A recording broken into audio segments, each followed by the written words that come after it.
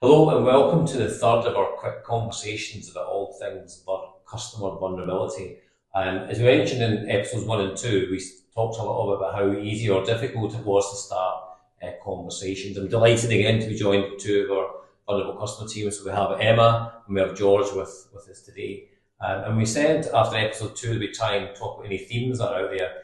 And certainly, ladies, from my going to events and being part of working groups, there does seem to be this sort of lack of disclosure from brokers with regards to the vulnerable customers. So I suppose, Emma, I thought today, could we just clarify what the Skipton process is that a broker would use to record or inform us of a vulnerability?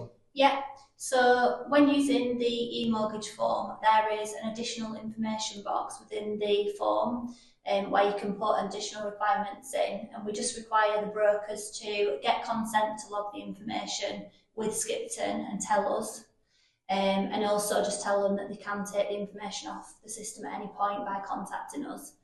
And if possible, get a bit of a review date as to if it's not a permanent additional requirement, at what point might they want us to check in with them about the situation to understand if there's anything changed for that customer.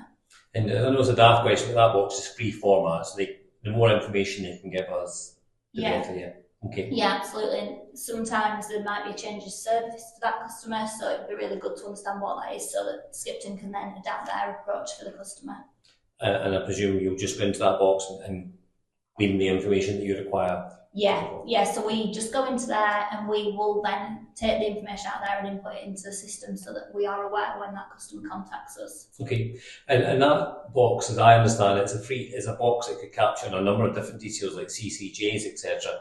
Do we have any plans, maybe just to sort of flag specifically or customer vulnerability?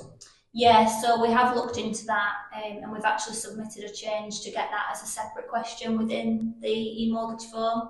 So we are looking to try and get that moving forward quite quickly. And what we will do within that as well is just put some pointers for brokers as well as some information that might be worth capturing within that. Right, okay, that's good news.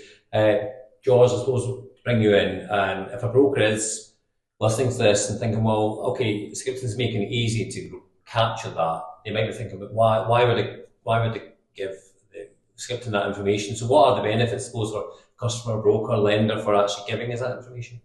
Yes, by the broker exploring and obviously identifying any vulnerabilities or a change of service that the customer might require, will not obviously only help them gain a better understanding of their customer that they're dealing with and how to interact with them through their journey, but by passing that information on to the Skipton, then it will ensure that we can also support them on their onward journey and any change of service or anything that's required, or just an awareness of a vulnerability in some instances. And in turn, the customer then has had a good interaction, not only with the broker, but also the Skipton, and their outcome and is a good experience as well. Okay, so bring that to life for me. Give me an example when a broker could use that.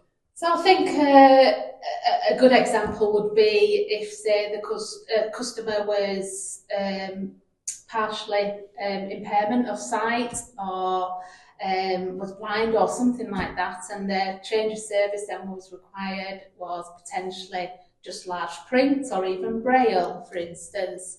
And by the broker obviously acknowledging and recording that and then passing that information on to us will ensure that the customers, all interactions are of that change of service requirement that they've requested. So it makes, again, just a nice journey for the customer, and the customer's not had to repeat themselves, and all interactions have been accessible for them then. Right. And some of the presentations I've done is that this physical stuff is quite easier to spot, the braille, the hard of hearing, etc. Have you any other examples that are quite physical?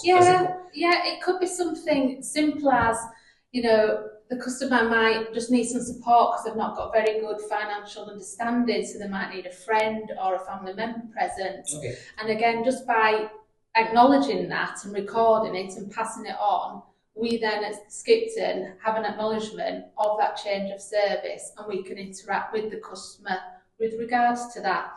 Another example would be potentially the customer has an illness And it might just be that they're fatigued at a certain point of the day, say mornings, and they're better interacting in an afternoon. So we can just acknowledge that, put to change of service to call when possible in an afternoon, and again, just supporting that customer throughout the journey. Okay, well, thank you both. It sounds to me that obviously the more information you can give us, the better service we can give your client. So today was just about hopefully showing you how easy we make it at Skipton for you to disclose that information to us. In the next episode, certainly feedback we've had is some barriers, and I would want to call them maybe some myth busters in the next episode. So hopefully you found some value today. Join us in the next conversations we're going to have with the vulnerable customer team, and we'll maybe tackle some of the myths that are out there about disclosing information about vulnerability. So thanks for joining us today, and we'll hopefully see you next time.